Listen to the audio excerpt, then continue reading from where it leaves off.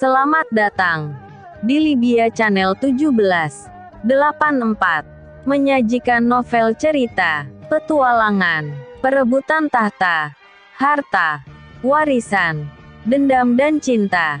Go for watching. Kembali lagi. Yuming masih dengan gerakan yang hampir sama, dia menggeser posisi kakinya, menghindari serangan. Tapi sekali ini disertai dengan tebasan golok naga emas kontan. Krek-kek. Golok di tangan Yuming dengan kuat, menebas tengkuk harimau hitam, yang sedang menerkam. Lewat di sampingnya. Darah muncrat-muncrat, dari luka robek parah di area tengkuk harimau hitam. Harimau hitam jatuh terguling di atas tanah dalam kondisi mengenaskan. Dia terlihat berusaha bangun, sambil menggereng keras, tapi dia selalu roboh kembali. Harimau hitam yang terluka parah itu, menatap ke arah Yuming dengan marah. Tapi dia terlihat tidak berdaya, tidak mampu lagi bergerak pergi menyerang Yuming. Hanya bisa terbaring di sana, dengan nafas empas-empis. Yuming menatap sebentar ke arah harimau hitam itu, tiba-tiba Yuming merasa sedikit iba. Yuming pun melangkah menghampiri harimau hitam tersebut. "Xiaoli, bisakah kamu menolong nyawanya?" tanya Yuming ke sahabat di dalam gendongannya. Xiaoli menatap ke arah Yuming sejenak, lalu dia mengangguk cepat. Yuming segera berjalan lebih mendekati harimau hitam tersebut dan berkata, "Temanku akan menyembuhkan lukamu. Tapi bila kamu berani mengganggunya, aku pasti akan membunuhmu tanpa ampun." Ucap Yuming sambil menunjuk ke arah wajah harimau hitam itu dengan ujung goloknya. Yuming kemudian menodongkan ujung goloknya menempel di samping rahang harimau hitam. Hal itu untuk mencegahnya berbuat macam-macam terhadap Xiaoli. Meski kondisinya sudah lemah, harimau hitam itu tetaplah makhluk ganas dan liar, yang harus diwaspadai. Yuming tidak mau maksud baiknya, malah mencelakai sahabat tunggalnya ini. Harimau hitam itu seperti mengerti ucapan Yuming, dia hanya diam terbaring tak bergerak di sana. Membiarkan Xiaoli berlompatan bebas di sekitar punggungnya. Tidak butuh waktu lama, begitu Xiaoli kembali ke dalam pelukan Yuming. Harimau hitam itu kini sudah sembuh lukanya, dia bisa kembali bangkit berdiri. Begitu merasakan keadaannya sudah pulih, harimau hitam itu buru-buru melompat menjauhi Yuming. Lalu berlari masuk kembali ke dalam semak belukar, dari mana asalnya tadi. Setelah harimau hitam itu pergi, Yuming sambil tersenyum berkata, "Ayo Xiaoli, kita lanjutkan perjalanan kita kembali." Xiaoli mengangguk kecil, lalu dia kembali menyusupkan kepalanya di dada Yuming, berbaring dengan nyaman di sana. Yuming tersenyum dan berkata, "Untung istriku Rumeng tidak ada di dunia ini. Bila tidak, dia pasti akan mengusirmu. Kamu begitu manja dan begitu berani merebut posisinya." Xiaoli hanya menanggapinya dengan keluhan kecil, tapi dia tetap tidak bergeming, masih saja berbaring dalam pelukan Yuming. Yuming hanya melirik sekilas ke arah sahabat barunya, yang manja tersebut. Setelah itu, dia segera melanjutkan langkahnya, memasuki bagian hutan yang lebih dalam. Yuming terus bergerak santai tanpa arah tujuan, dia hanya terus bergerak berusaha menembus hutan tersebut. Mencari jalan, berusaha keluar dari dalam hutan, yang sangat lebat tersebut. Beberapa saat melakukan perjalanan, Yuming menemukan seekor rusa sedang asyik merumput. Yuming segera berbisik pelan ke sahabatnya. "Bagaimana bila makan siang ini, kita isi dengan daging rusa bakar. Xiao Li menatap Yuming, kemudian dia menoleh ke arah rusa yang Yuming maksud. Setelah itu, makhluk lucu tersebut menggelengkan kepalanya, lalu dia melompat turun dari pelukan Yuming. Dengan gerakan cepat, dia melesat ke arah segerombolan ayam hutan, yang berada tidak jauh dari sana. Kok, kok, kok. Terdengar suara berisik ayam berteriak kaget di sekitar sana. Tak lama kemudian rubah kecil Yuming sudah muncul kembali. Dia terlihat sedang menyeret leher 3 ekor ayam hutan, yang terlihat tak berdaya dalam gigitannya. Yuming segera tertawa dan berkata, "Hah, kamu hebat juga, bisa berburu juga rupanya." Yuming segera melangkah pergi membantu rubah kecilnya. Dia langsung membantu meraih leher 3 ekor ayam hutan itu, yang kini terlihat tidak berdaya dalam gigitan mulut sahabatnya. Tapi begitu berpindah ke tangan Yuming, ketiga ayam itu langsung meronta berusaha melepaskan diri. Dengan menendang ke sana kemari, dan mengerak-gerakan kedua sayapnya. Untung Yuming bergerak sigap. Krek. Yuming mengeratkan cengkraman tangannya, seketika leher ayam yang dicekal dalam tangannya remuk patah-patah. 3 ekor ayam itu, tidak mampu meronta lagi. Yuming kemudian melemparnya ke atas tanah, dia segera pergi mengumpulkan ranting dan kayu bakar untuk membuat api unggun. Setelah api unggun jadi, Yuming baru menguliti 3 ekor ayam itu, membuang isi perutnya. Kemudian dengan bantuan kayu yang ada di dekatnya, Yuming menyate ke 3 ekor ayam hutan, untuk dibakar di atas api unggun. Sambil menunggu daging ayam panggangnya matang, Yuming duduk santai bersandaran di bawah pohon rindang. Sedangkan rubah kecil, Yuming biarkan bermain-main sendiri, berlompatan ke sana kemari di sekitarnya. Rubah kecil sendiri sedang berfokus mengejar kupu-kupu, yang berterbangan ke sana kemari. Tapi tiba-tiba Xiao Li berdiri diam tidak mengejar kupu-kupu lagi, sepasang telinga terlihat berdiri dan bergerak-gerak. Dia sedang menatap ke arah rerimbunan semak belukar, yang tidak jauh dari posisinya berdiri. Xiao Li perlahan-lahan melangkah mundur-mundur sedikit demi sedikit. Saat rerimbunan semak mulai berkerosokan, seperti ada yang sedang bergerak di dalam sana. Yuming segera mengangkat ayam panggangnya, agar tidak sampai mutung. Setelah itu dia segera menyusul ke arah Xiao Li. Begitu Yuming tiba, Xiao Li segera melompat ke dalam pelukan Yuming. Akhirnya dari rerimbunan semak terlihat harimau hitam yang pernah dilukai oleh Yuming melangkah keluar dari balik semak. Di sampingnya mengikuti 3 ekor macan hitam kecil yang lucu-lucu. Melihat yang datang adalah macan tersebut, Yuming pun menghela nafas lega. Yuming kembali lagi ke dekat api unggun untuk melanjutkan membakar ayam. Xiao Li yang awalnya takut dan bersembunyi di dalam pelukan Yuming. Perlahan-lahan dia memperhatikan ketiga anak macan yang sedang asyik bermain. Dia jadi tertarik, setelah beberapa waktu mengamatinya. Dia akhirnya memberanikan diri melompat turun dari pelukan Yuming. Perlahan-lahan dia menghampiri ketiga ekor anak macan lucu, yang sedang bermain. Melihat induknya diam saja, Xiao Li memberanikan diri ikut bermain. Ternyata 3 anak macan itu mau menerimanya ikut bermain. Mereka tidak berkeberatan Xiao Li ikut bergabung. Sehingga sesaat kemudian, mereka berempat sudah asyik bercengkrama bergumul bersama dengan riang. Setelah ayam bakar matang, Yuming melempar seekor ke si induk macan. Seekor ke Xiaoli yang makannya berbagi bersama dengan 3 ekor anak macan teman sepermainannya.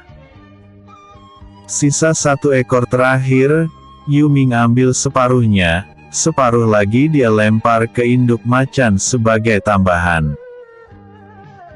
Xiong Li adik Xiong Yi. Yuming yakin tubuh sebesar itu tidak akan cukup bila hanya makan 1,5 ekor ayam. Bila tadi yang dia tangkap dan bakar adalah rusa, tentu cukup. Tapi ya sudahlah, pikir Yuming. Bila macan itu mau ikut menemani perjalanannya, berikutnya dia baru akan carikan rusa untuknya, bila kebetulan bertemu. Saat ini ayam buat ganjal perut saja, daripada tidak sama sekali. Kasihan perut lapar, anaknya 3 masih nyusu. Tentunya nanti akan semakin lapar, bila kehabisan tenaga tidak bisa kejar dan tangkap mangsa. Satu keluarga macan hitam tersebut, bisa tewas kelaparan, bila dia diam berpangku tangan. Pikir Yuming dalam hati. Yuming yang selesai paling dulu makannya, dia menunggu hingga yang lainnya selesai. Setelah itu dia pun berkata, "Xiaoli, ayo kita lanjutkan perjalanan kita." Xiaoli terlihat sedikit berat berpisah dengan ketiga teman barunya. Dia berdiri diam di sana, sebentar menatap ke arah Yuming, sebentar menoleh kembali ke arah ketiga teman barunya. Setelah melakukannya beberapa kali, Xiaoli akhirnya berlari meninggalkan ketiga teman barunya. Dia lalu melompat ke dalam pelukan Yuming, meringkuk dengan ekspresi lesu. Yuming menghela nafas panjang, selama di hutan ini mereka bisa saja lakukan perjalanan bersama. Tapi muncul di dunia ramai, kucing hitam itu tentu akan jadi masalah, apalagi mengikutinya ada 3 anak macan kecil. Bila ada yang mengganggu anaknya, lalu si hitam kehilangan kendali, hewan buas itu akan menimbulkan masalah, pikir Yuming. Cepat lambat mereka juga akan berpisah, bila kucing hitam ingin mengikutinya. Yuming tidak menolak melakukan perjalanan bersama. Tapi bila tidak, Yuming juga tidak akan mengajaknya. Yuming setelah menatap kucing hitam dan ketiga anaknya sejenak. Dia kembali melanjutkan langkahnya masuk ke dalam hutan yang lebih dalam lagi. Tiba-tiba kucing hitam itu berlari menghadang di depan Yuming. Dia memberi kode dengan kepalanya agar Yuming mengikutinya. Yuming mengangguk, dia memang kehilangan arah, dia juga tidak tahu jalan keluarnya. Mungkin kucing hitam inilah yang bisa bantu dia keluar dari tempat ini. Yuming akhirnya mengikuti kucing hitam itu bergerak menerobos ke sana kemari, menembus hutan liar, melewati aliran sungai dangkal.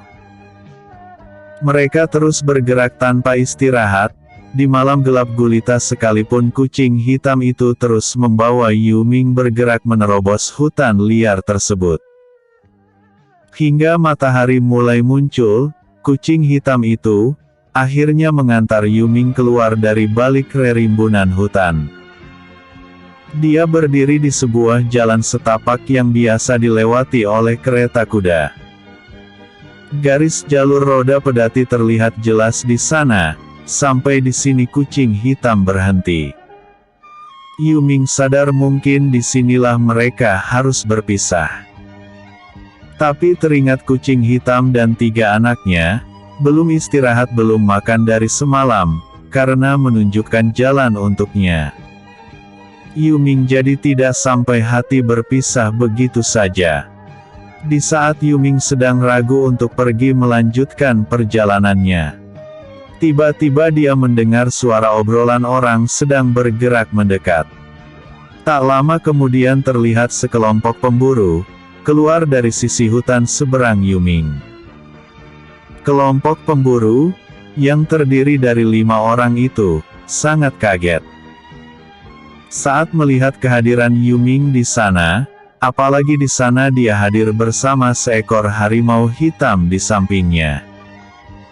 Mereka terlihat bersikap waspada, mereka langsung menodongkan senjata ke arah Yuming dan harimau hitam di sampingnya. Gruar. Harimau hitam yang melihat sikap tidak bersahabat dari para pemburu itu. Khawatir dengan keselamatan anak-anaknya dan Yuming, dia langsung mengaum kuat. Bersiap untuk menyerang para pemburu itu secara refleks melangkah mundur dengan ekspresi wajah penuh ketakutan. Yuming buru-buru menahan kepala sahabatnya dan berkata, "Tenang Xiao Hei, tenang. Biar aku yang urus." Yuming kemudian menoleh ke arah para pemburu itu dan berkata, "Paman-paman sekalian tenanglah, tolong turunkan senjata kalian. Dia temanku, tidak akan menyerang, bila tidak merasa terancam." Kelima pemburu itu saling pandang, mereka kemudian mengangguk dan menurunkan senjata tombak mereka. Salah satu pria yang paling tua dari kelompok pemburu itu segera berkata, "Anak muda kamu siapa? Dari mana? Mau kemana?" Yuming segera menjura memberi hormat dan berkata, "Paman-paman sekalian, namaku Yuming, aku berasal dari Gunung Qinglungshan. Saat ini, saya sedang ingin pergi mengunjungi desa Danyang. Mau apa kamu ke desa Danyang?" tanya salah satu pemburu lain dengan sikap agak curiga. Melihat kecurigaan pemburu tersebut, Yuming memperkirakan kemungkinan pemburu itu tahu di mana desa Danyang, atau bisa jadi dia adalah salah satu penduduk di sekitar desa itu. Dengan wajah gembira, Yuming langsung mengaku sejujurnya, agar mereka tidak bercuriga lagi dengannya. "Aku berasal dari desa tersebut, ayah ibu dan nenekku tinggal di sana. Ayahku bernama Xiong Yi, ibuku bernama Xiao Cui, nenekku biasanya dipanggil Nenek Lan." Pemburu itu maju ke depan memperhatikan wajah Yuming dengan lebih teliti, sesaat kemudian dia dengan ekspresi wajah gembira, langsung maju memegang tangan Yuming dan berkata, "Kamu putra angkatnya Ketua Xiong Yi, yang hilang itu benar."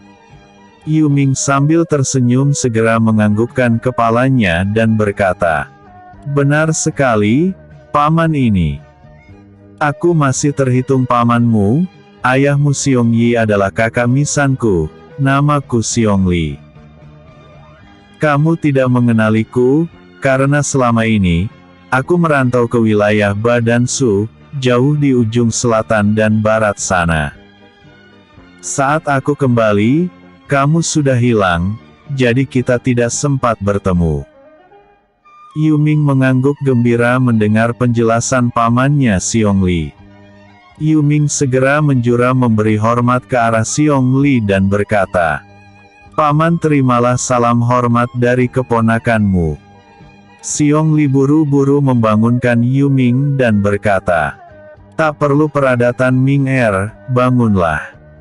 Kita bisa bertemu di sini, namanya jodoh. Bila nanti kakak dan kakak ipar melihat aku pulang, membawamu ikut denganku.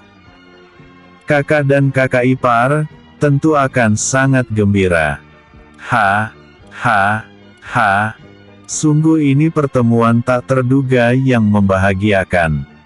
"Ayo Ming Er, mari kita pulang," ucap Xiong Li sambil menepuk-nepuk pundak Yuming dengan gembira. Yuming juga ikut tersenyum gembira dan menganggukkan kepalanya.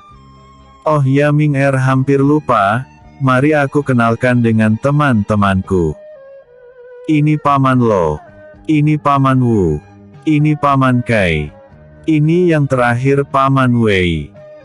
Mereka semua adalah teman baik Paman, yang ikut Paman merantau selama ini," ucap Xiong Yi memperkenalkan teman-temannya ke Yuming. Yi. Yuming segera menjura dan memberi hormat ke arah mereka satu persatu, menyapa mereka semua dengan sikap penuh hormat. Di tempat lain, si kucing hitam melihat Yuming dan para pemburu itu cukup akrab.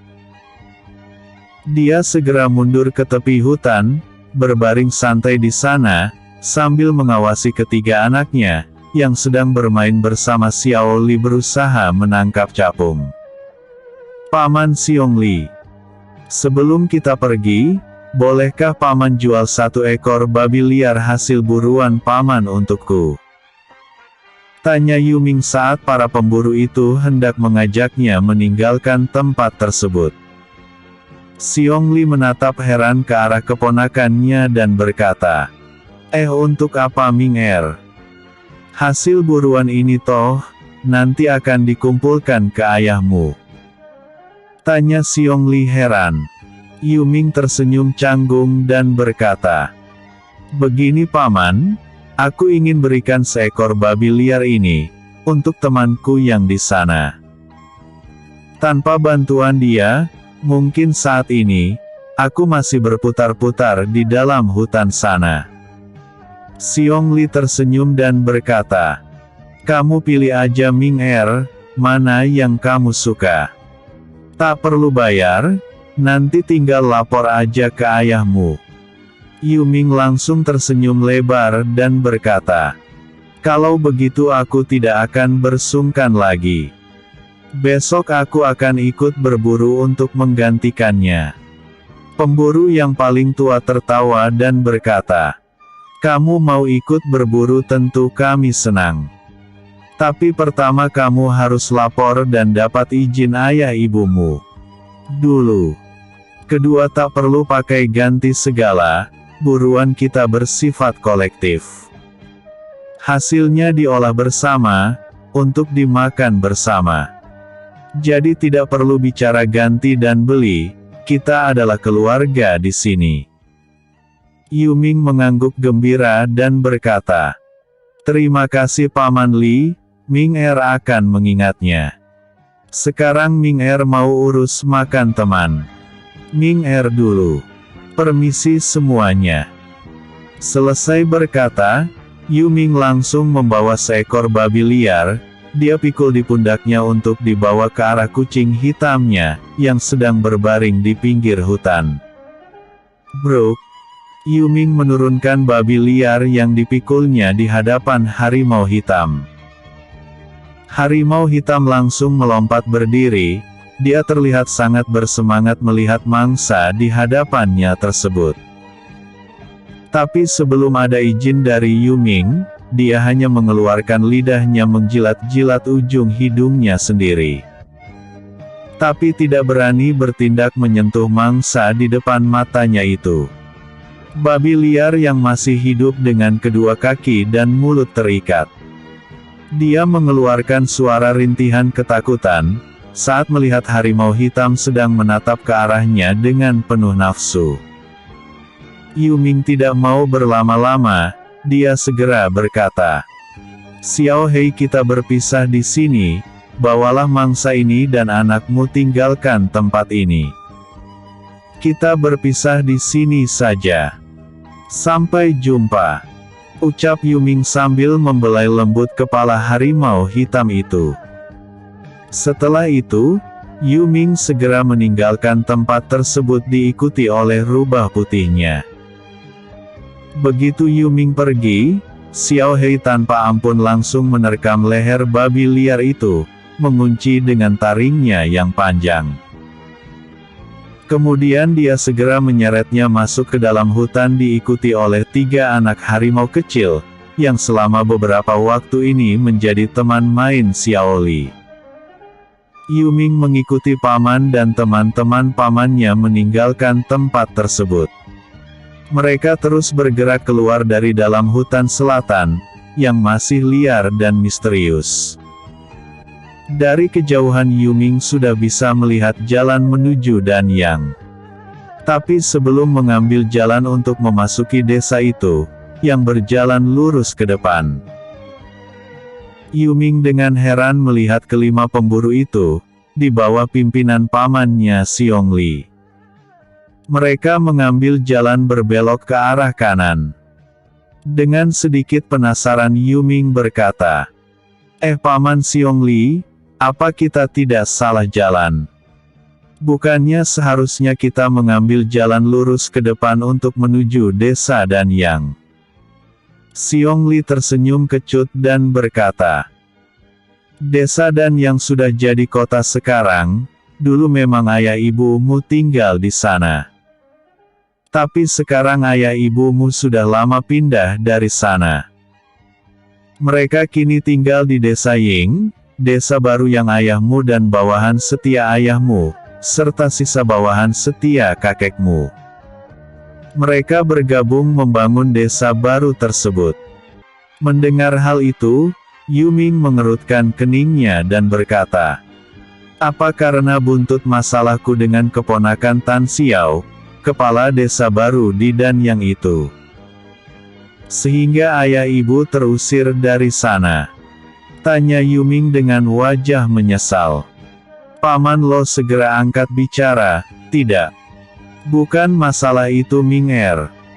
Masalah itu, dengan kepergianmu dari desa, semuanya sebenarnya sudah selesai."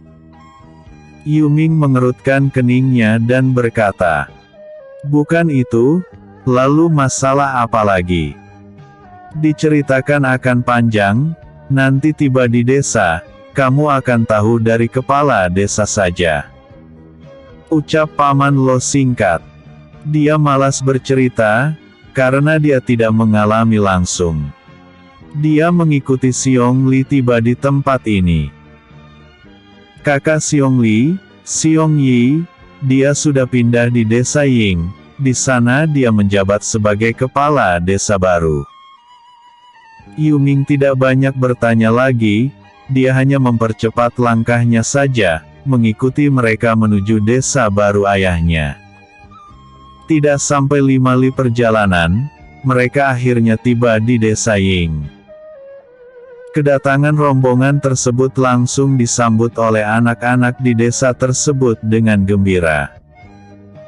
Anak-anak pada berkerumun, ingin melihat hasil tangkapan mereka berlima, selama berburu ke hutan selatan, yang terkenal angker. Anak-anak, banyak yang antusias ingin memegangi Xiaoli, tapi Xiaoli lebih memilih bersembunyi di dalam pelukan Yuming, daripada berjalan sendiri. Saat memasuki balai desa, di sana baru terlihat Xiong Yi yang rambutnya sudah setengah memutih, ditemani oleh seorang pemuda tanggung berusia sekitar 15 tahun.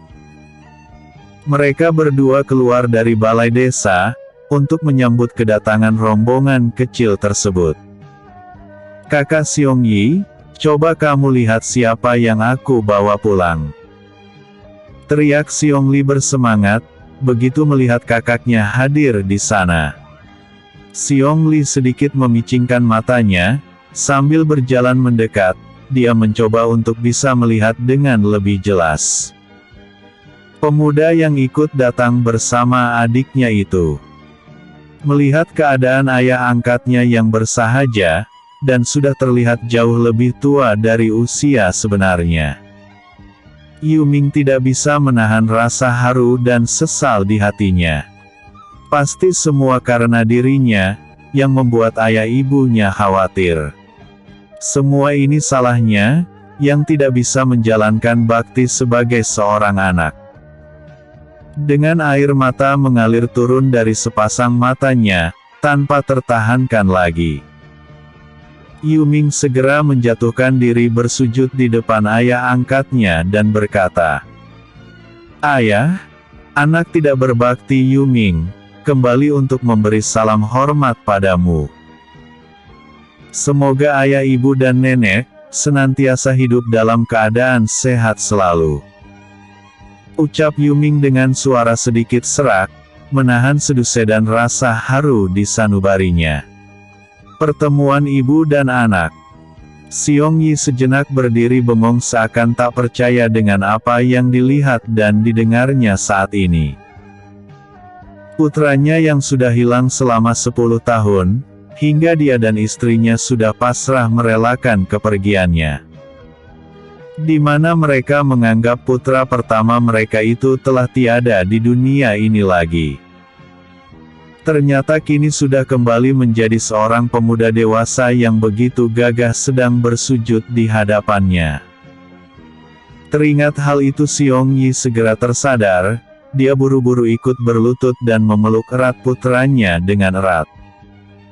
Air mata bercucuran, suara seduse dan rasa haru bercampur bahagia membuat dia sulit berkata-kata. Setelah beberapa saat berlalu, dia segera menoleh ke arah pemuda tanggung di belakangnya dan berkata, "Air cepat pulang, kabari ibumu, kakakmu Ming Er. Dia telah pulang. Dia sudah kembali ke sisi kita dengan selamat. Cepat, cepat, jangan bengong saja," tegur Xiong Yi ke putra keduanya. "Iya, iya, ayah," jawab Xiong Ai gugup. Dia buru-buru berlari meninggalkan balai desa, kembali ke rumah untuk mengabari ibunya. Xiong Yi segera membantu Yu Ming bangkit berdiri, lalu dia berkata, "Bagus, bagus, bisa pulang. Itu yang paling bagus. Oh Tian, terima kasih, akhirnya kamu mendengar dan mengabulkan doa kami juga," ucap Xiong Yi sambil menatap ke arah langit. Yu Ming tersenyum kecut, di dalam hati dia berkata, "Justru kita seperti ini karena permainan Tian yang tidak adil.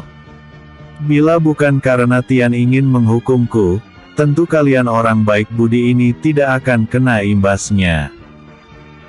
Tapi semua ini hanya ada dalam pikiran dan hati Yu Ming saja, dia tidak pernah mengucapkannya sepatah kata pun. Terutama tentang perihal masa lalunya, dia tidak ingin Tian tahu, lalu menjatuhkan hukum langit ke Meng Po, yang hidupnya juga sudah tidak mudah di akhirat sana." Xiong Yi yang tidak tahu jalan pikiran putra pertamanya yang penuh misteri. Dia segera berkata, "Ming Er, ayo kita masuk ke dalam. Lihat aku jadi pikun, dari tadi hanya membiarkan kalian semua berdiri di sini. Ayo semuanya kita masuk dan ngobrol-ngobrol di dalam," ucap Xiong Yi gembira. Dia kemudian dengan penuh semangat menggandeng lengan Yu Ming mengikutinya masuk ke dalam ruangan balai desa. Setelah duduk bersama di dalam ruangan, Yu Ming pun buka suara mengungkapkan perasaannya. "Ayah, apa sebenarnya yang terjadi? Mengapa ayah bisa pindah kemari?" Xiong Yi tersenyum pahit, dia menatap ke arah yang hadir di sana. "Paman Lo mengerti," dia langsung menggelengkan kepalanya dan berkata, "Kami belum cerita, kami ingin dia dengar langsung dari mulut kepala desa sendiri."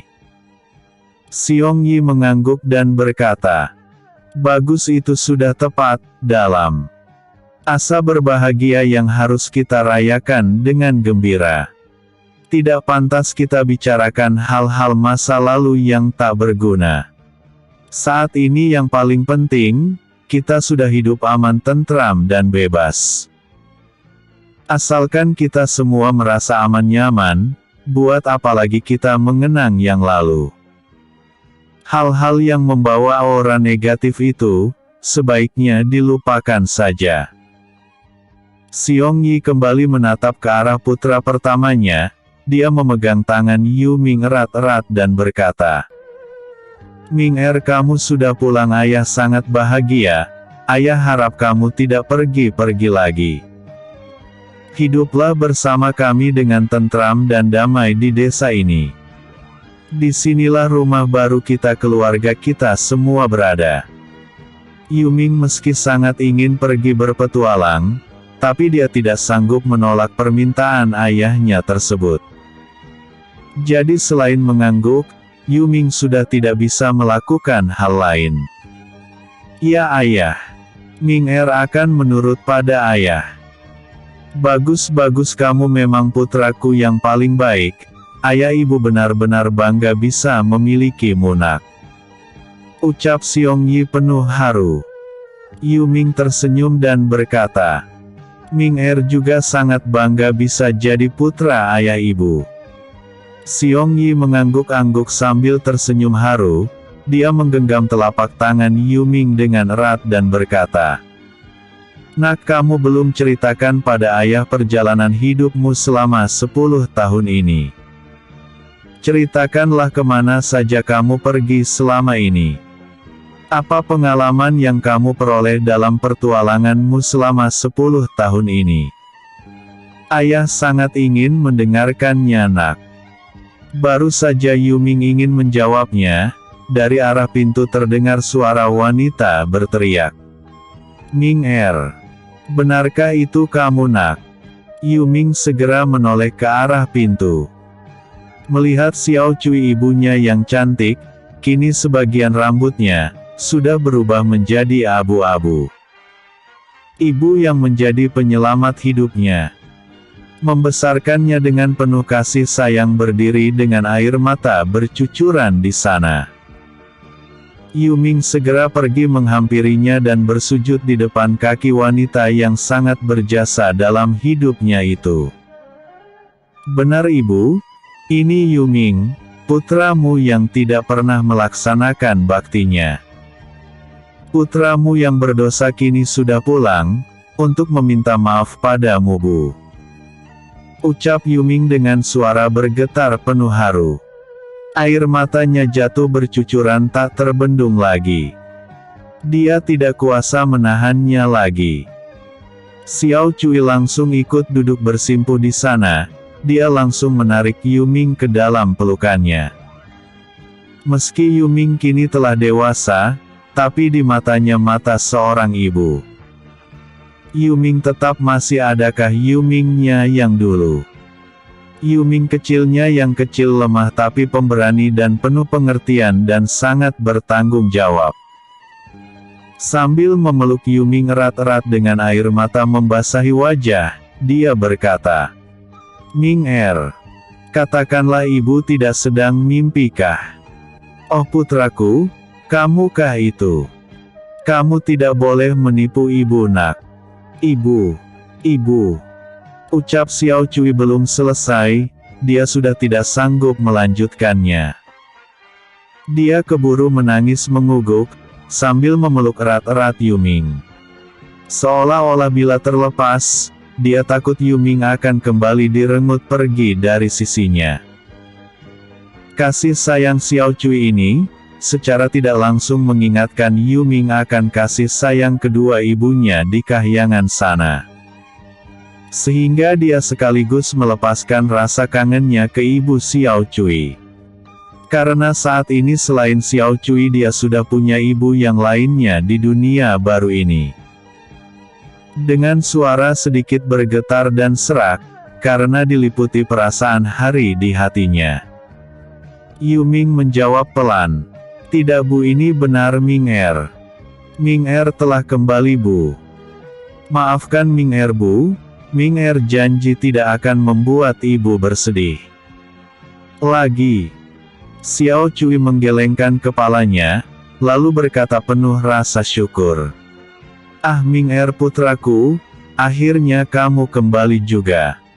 Puji syukur pada Tian, akhirnya kamu menjawab doa kami juga. Terima kasih Tian. Terima kasih. Ucap Xiao Cui penuh hikmat. Bawa pulang gadis Tian Chien Pai. Xiong Yi segera datang menengahi, membantu putra dan istrinya berdiri. Lalu dia berkata, kalian berdua bangunlah, jangan terus duduk di sana. Ayo kita duduk bersama di sana. Kita dengarkan bersama cerita pengalaman putra kita selama 10 tahun ini di luar sana. Ayo. Ucap Xiong Yi sambil membimbing istrinya dan Yu Ming untuk ikut duduk bergabung bersama yang lainnya. Setelah semuanya duduk, Xiong Yi pun melambaikan tangannya memanggil putranya Xiong Ai mendekat. Kemudian dia berkata, Ai berilah hormat pada kakakmu. Xiong Ai dengan patuh segera maju memberi hormat kepada Yuming. Dia ingin berlutut, tapi Yuming menahannya sambil tersenyum lembut penuh kebahagiaan. Yuming menarik Xiong Ai ke dalam pelukannya dan berkata, "Tidak perlu adikku, kita adalah kakak beradik, tak perlu seperti itu. Kemarilah mari kita duduk bersama-sama." Ucap Yuming secara tulus menggandeng adiknya untuk duduk di sebelahnya. Duduk di tengah-tengah di antara ayah ibunya. Bersama Xiong Ai, Yuming jadi teringat dengan kedua saudaranya Yulong dan Yule di kahyangan. Legenda putra Kaisar Langit. Dia tidak mengerti bagaimana nasib keduanya saat ini. Yang pasti dia selalu berdoa agar keduanya ada di jalan kebenaran, hidup sehat dan berbahagia. Alasannya masih memberi Yulong hidup cuma satu, Yuming ingin memberi adiknya itu kesempatan bertobat dan menyadari kekeliruannya. Bila tidak dengan dosanya yang sudah segitu banyak, termasuk membuat ayah mertuanya meninggal, membuat Hua Xin Che mengalami musibah. Hukuman 1000 kematian sekalipun tidak pantas untuknya, tidak bisa menutupi dosa-dosanya yang kelewatan. Setelah berkumpul kembali dalam suasana haru dan bahagia, Yuming pun memenuhi harapan ayah ibunya. Dia menceritakan dengan pelan satu persatu pengalamannya selama meninggalkan Susi kedua orang tuanya. Tidak ada satupun cerita yang dia lewatkan, semua dia ceritakan kembali dengan lengkap. Setelah menyelesaikan ceritanya, Yuming menatap ke arah ibunya dan berkata, "Ibu, mana Nenek Lan? Mengapa Nenek Lan tidak hadir bersama kita?" Xiao Cui begitu ditanyakan hal itu, seketika kembali bercucuran air mata. "Ibu, apa yang terjadi?" tanya Yuming heran. Xiao Cui sambil menutupi mulutnya menahan tangis, dia berkata, "Ming ikutlah dengan ibu. Ibu akan mengantarmu pergi menemui nenekmu." Yuming mengangguk dengan heran, dia segera berdiri dari duduknya. Kemudian mengikuti ibunya meninggalkan ruangan tersebut. Xiao Cui tanpa berkata-kata, dia terus melangkah menuju rumah kediamannya. Saat tiba di depan rumah mereka, Xiao Cui berkata, "Ming ini rumah tempat tinggal baru kita. Meski tidak seluas dan semewah kediaman kita dulu, tapi setidaknya di sini kita tidak akan kena hujan dan panas." Yuming tersenyum dan berkata, "Ibu tenang saja, kini Ming sudah kembali. Ming akan bekerja keras mengumpulkan uang, agar suatu hari Ming bisa buatkan istana untuk ayah, ibu dan adik." Xiao Cui tersenyum lembut dan berkata, "Ibu tidak harapkan itu, asal kita sekeluarga bisa berkumpul dan hidup bersama dengan bahagia. Itu sudah lebih dari cukup. Ayo Ming kita masuk ke dalam untuk temui nenekmu." Xiao Cui membawa Yuming mengunjungi sebuah ruangan kecil. Di dalam ruangan tersebut kosong, tidak ada apa-apa selain sebuah altar yang berisi papan-papan sembahyang arwah leluhur. Di antaranya ada papan Xiong Ba kakeknya, juga ada papan bibi lan neneknya. Yuming segera menjatuhkan diri berlutut dengan kepala tertunduk, air mata bercucuran jatuh membasahi lantai. Yuming segera membenturkan dahinya 3 kali di atas lantai dan berkata, "Nenek Lan, maafkan Ming yang tidak berbakti. Ming bahkan tidak bisa melihat nenek untuk yang terakhir kalinya. Maafkan Ming Nek," ucap Yuming sambil menangis sedih di depan papan sembahyang Nenek Lan. Xiao Cui setelah menghapus air matanya, dia membantu menyalakan 3 batang dupa. Setelah itu dia menyerahkannya kepada Yuming dan berkata, Sembahyanglah dulu untuk arwah para leluhur ayahmu. Yuming mengangguk patuh, dia segera menyembahyangi arah para leluhur ayahnya. Sambil menunggu Yuming sembahyang, Xiao Cui sudah membantu menyalakan 3 batang dupa berikutnya. Saat dia menerima dupa dari Yuming untuk membantunya ditancapkan di tempat dupa, Xiao Cui langsung menyerahkan 3 batang dupa lainnya dan berkata, "Ming Er, ini untuk sembahyang kakekmu Xiongba." Yuming menerimanya tanpa banyak cakap, dia kembali melakukan sembahyang dengan hikmat. Setelah selesai, Xiao Cui kembali menyerahkan 3 batang dupa baru dan berkata, "Ming Er, ini untuk Nenek Lan." Yuming mengangguk lalu dia kembali mengulang menyembahyangi Nenek Lan, dengan membenturkan keningnya di atas lantai sebanyak 3 kali, sambil memanjatkan doa untuk ketenangan arwah neneknya beristirahat di bawah sana. Setelah selesai, Xiao Cui mengajak Yuming keluar dari ruangan kecil tersebut, lalu dia mulai memperkenalkan ruangan-ruangan di dalam rumah tersebut ke Yuming. Terakhir dia menunjuk ke sebuah ruangan yang terletak di sisi kanan kamar utama. "Ming Er, kamar di sebelah kanan ini milikmu. Yang tengah ini kamar ayah ibu. Samping kiri kamar kami, kamar adikmu Xiong Ai.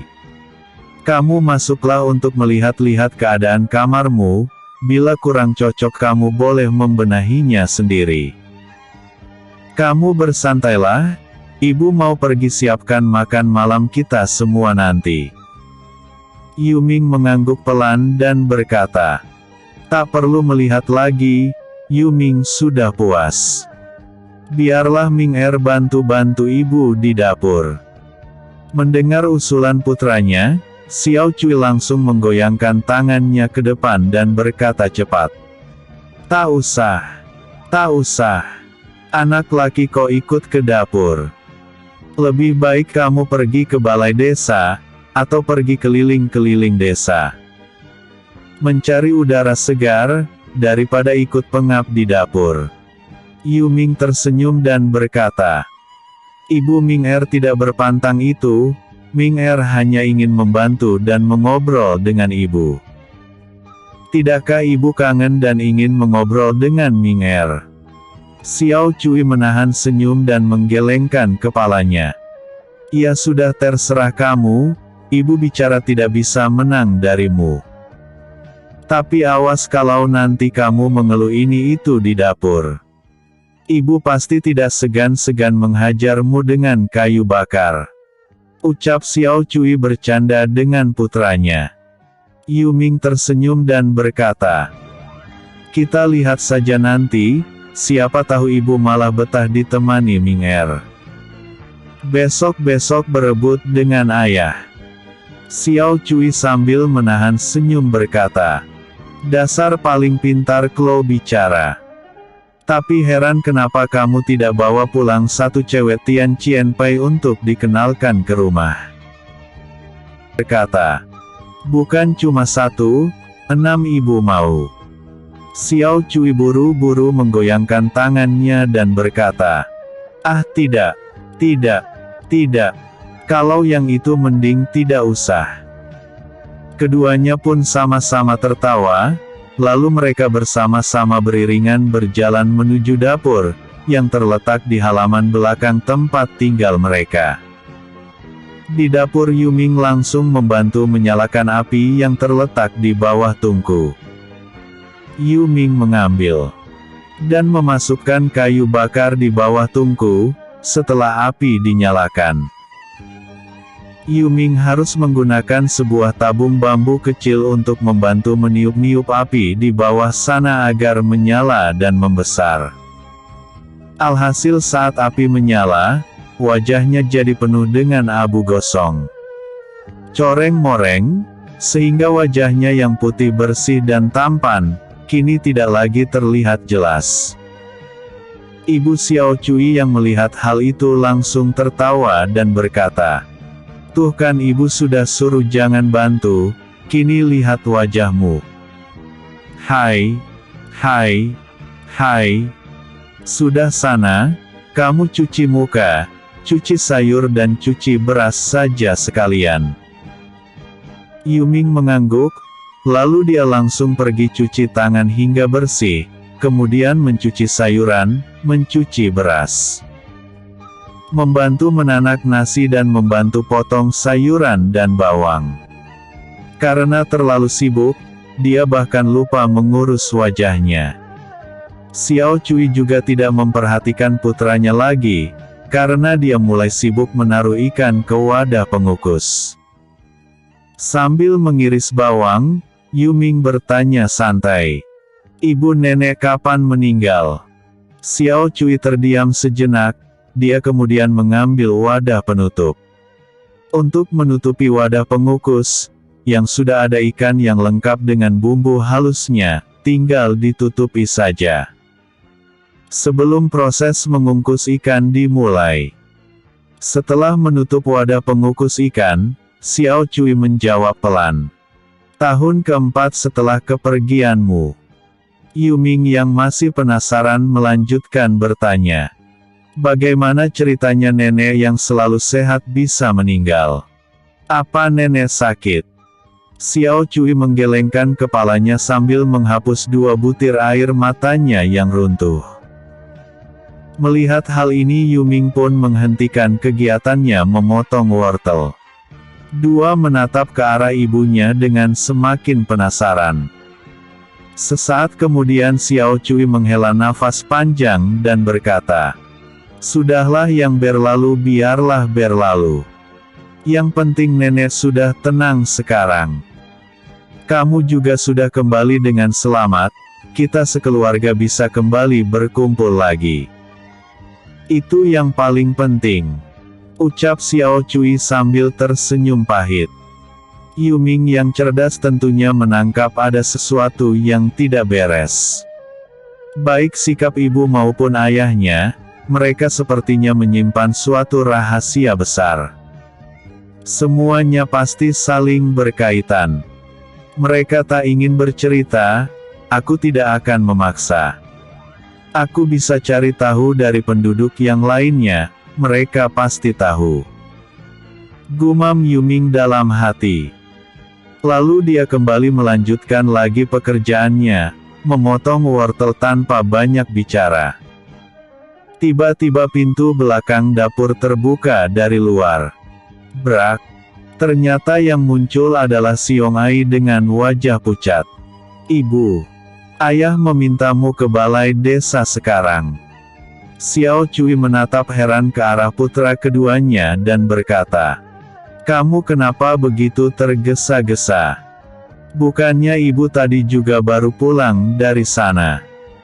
Ini ibu juga lagi sibuk, menyiapkan makan malam kita. Untung kakakmu ikut bantu di sini." Xiong Ai menggeleng cepat dan berkata, "Ini situasi darurat, Bu. Di sana ada beberapa orang yang terluka. Ayah perlu ibu membantu merawat luka mereka. Ayah dan paman-paman semua sedang bersiap-siap pergi ke desa dan yang menuntut keadilan." Xiao Cui terlihat sangat kaget mendengar cerita putranya.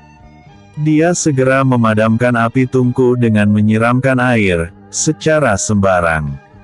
Setelah itu tanpa melepaskan celemek dapur yang masih menempel di badan, dia segera bergegas mengikuti Xiong Ai menuju balai desa.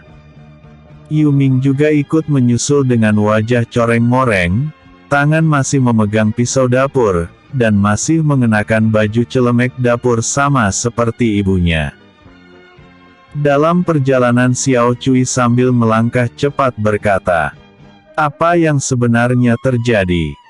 Xiong Ai sambil merendengi langkah ibunya dia berkata, "Beberapa paman pulang dari kebun memanen jagung.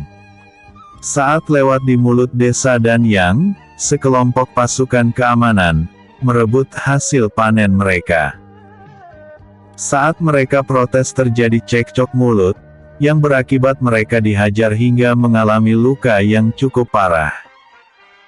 Ucap Xiong Ai memberi penjelasan singkat. Xiao Cui sambil berdecak kesal berkata, "Hais, si Tan Xiao itu makin hari makin kelewatan. Bahkan hasil panen mau direbutnya, ini suruh kita bagaimana mau lanjutin hidup. Ini sungguh kelewatan menindas orang. Apa dia mau paksa kita sampai ke jalan buntu, baru puas?" Ucap Xiao Cui melampiaskan unek-unek hatinya. Yu Ming tidak berkata apapun, tapi dia mendengarkan semuanya. Sedikit-sedikit dia merangkai sendiri dengan kecerdasannya. Saat tiba di depan halaman balai desa, Xiao Cui langsung disambut oleh isak tangis, dan pengaduan dari keluarga penduduk yang terluka.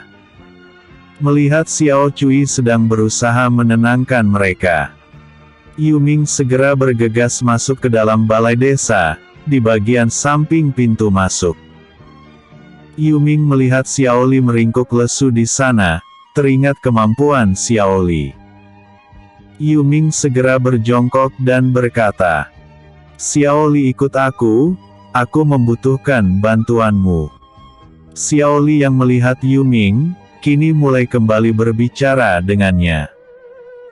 Dengan hati riang, dia segera melompat berdiri, menatap Yu Ming dengan penuh semangat. Yu Ming tersenyum lembut membelai kepalanya dan berkata, "Maaf aku sedikit sibuk tadi, setelah bertemu keluargaku sehingga melupakanmu. Ayo kamu bantu kakak, kita ke dalam sama-sama." Xiao Li mengangguk cepat, lalu dia segera melompat masuk ke dalam pelukan Yu Ming. Yu Ming sambil tersenyum, dia segera bergegas masuk ke dalam balai desa, sambil menggendong Xiao Li di tangan kiri, tangan kanan masih pegang golok dapur. Di dalam balai desa terlihat banyak orang berdiri mengerumuni ayahnya yang sedang berbicara. Yu Ming segera menerobos kepungan menghampiri ayahnya. Begitu berhadapan, Yu Ming langsung menyela ayahnya. "Ayah, di mana yang terluka? Ming Er ngerti sedikit ilmu pengobatan. Biarkan Ming Er memeriksanya."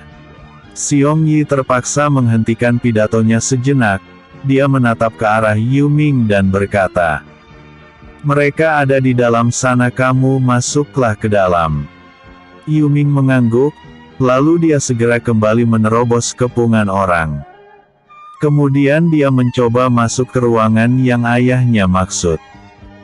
Begitu masuk ke dalam, Yu Ming segera menemukan ada 5 orang yang terbaring di atas meja, dengan tubuh berlumuran darah.